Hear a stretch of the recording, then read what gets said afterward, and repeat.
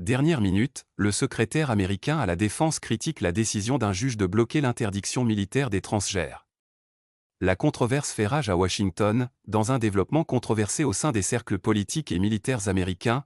Le secrétaire américain à la Défense a vivement critiqué une décision de justice visant à mettre fin à l'interdiction faite aux personnes transgères d'entrer dans l'armée, arguant que cette décision pourrait avoir un impact sur la préparation des forces armées et leur capacité à mener à bien leur mission. Et la décision judiciaire suscite la polémique. La décision du juge fait suite à une série de poursuites intentées par des organisations de défense des droits de l'homme et un certain nombre d'anciens soldats, exigeant la fin de l'interdiction précédemment imposée.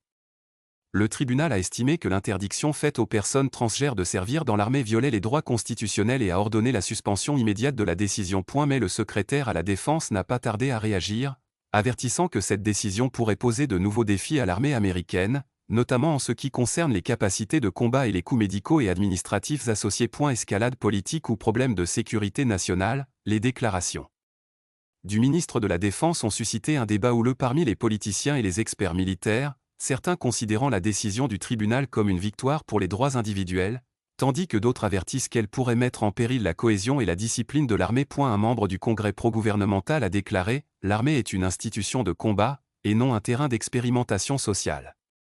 Les décisions doivent être fondées sur l'état de préparation militaire, et non sur des motivations politiques. » En réponse, les organisations de défense des droits des personnes transgères ont réagi en affirmant que leur interdire l'accès au service militaire constituait une discrimination injustifiée et que l'armée devrait être ouverte à tous les Américains capables d'accomplir leur devoir national, quelle que soit leur identité de genre.